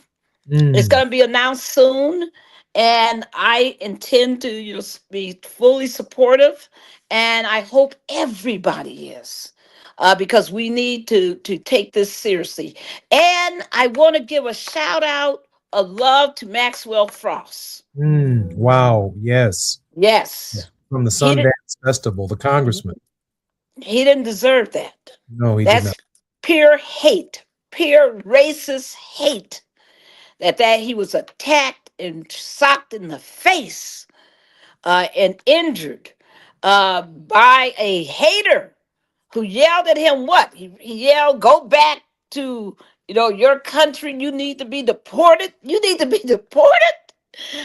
And just all of this wickedness of this Afro-Latino brother who is a congressman. Folks, if he's vulnerable, we all are vulnerable. And my last one, if I may, is I want to give a shout out of love to Nakima Levy Armstrong. Nakima, you don't deserve the Department of Justice jumping on your back and trying to and prosecuting you and persecuting you. You have been there for the people of Minneapolis through Trayvon Martin, through George Floyd, through Deontay Wilson, through all of this, through Philando Castile. You've been there, and you don't deserve them bringing the force of the White House. The White House actually did a picture of her perp walk and altered it with AI to make it look like she was crying. Wasn't that awful? That's just vicious. So, Nakima, wherever you are, my sister, we send you love. Thank you for your leadership. Thank you for your sacrifice. We just need thousands of you, not less, but more. And that's my word today. Barbara, I'm particularly grateful for the leadership that you're showing across the country, and we need more Barbara Arnwines, but one Barbara Arnwine is a lot. And, don't ask my staff. Barbara, we are so grateful. We are so grateful to you. Still no word yet on the Clay decision. You think we're looking at sometime in June? We might. I with this court, I am very suspect always, and we'll be watching out for them. They're so mean. They're mean enough to release it during Bloody Sunday. Yeah, they are. I thought they might. They're mean enough. They're mean enough. They're that contemptuous of our rights as Black Americans, as all people of color. They're that contemptuous. Did people pick up that ICE among their targets? Not only Latinos, not only Blacks who they've been, falsely arresting and persecuting in Minnesota, but Native Americans. They've been going out to the reservation. Outrageous. Native Americans, planning to deport them. I'm Jesse Jackson Jr. You've been listening to the Jesse Jackson Jr. Show. It's Tenacious Tuesday with Barbara Arnwine. More when we come forward on KBLA tomorrow on Wealthy Wednesdays.